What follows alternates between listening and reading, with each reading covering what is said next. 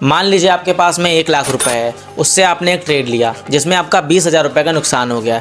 अब आपको cost to cost आने के लिए 25% का प्रॉफिट करना पड़ेगा। यहीं पर 90% ट्रेडर्स बाहर हो जाते हैं। बट यहाँ पर प्रो ट्रेडर्स जो होते हैं वो अपना डिसिप्लिन कभी नहीं तोड़ते हैं, वह अपनी स्ट्रैटेजी में यूज़ करते हैं 1% का रूल। आज हम लोग इसे लाइव एग्जाम्पल के साथ में समझेंगे। 1% रूल का सीधा मतलब है कि आपकी जो कैपिटल है उसका 1% से ज़्यादा रिस्क नहीं होना चाहिए। जैसे एग्जांपल, जैसे मान लीजिए 50,000 रुपये आपके पास कैपिटल है तो 500 से ज़्यादा रिस्क आपका नहीं होना चाहिए। लोग अक्सर पोजीशन साइजिंग और रिस्क में कंफ्यूज हो जाते हैं। चलिए इसे एक एग्जांपल से समझते हैं। मान लीजिए आपका कैपिटल 1 लाख रुपए है तो 1% रूल के हिसाब से आपका रिस्क हुआ जाके 1,000 रुपये।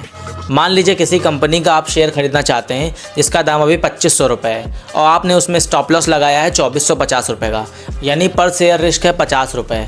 अब सवाल यहाँ पे आता है कि आप कितने शेयर्स खरीदेंगे। चलिए इसे कैलकुलेट करते हैं। टोटल रिस्क अपॉन रिस्क पर शेयर, जैसे आपको 1,000 रुपये का रिस्क लेना है तो आप वहाँ पे 20 शेयर खरीद दीजिए।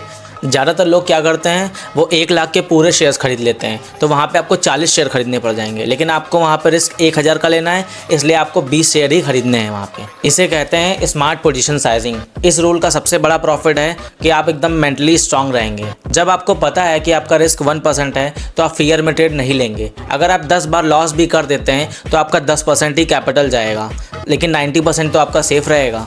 ट्रेडिंग में प्रॉफिट तो बात की बात है, पहले मार्केट में टिकना ज़रूरी है।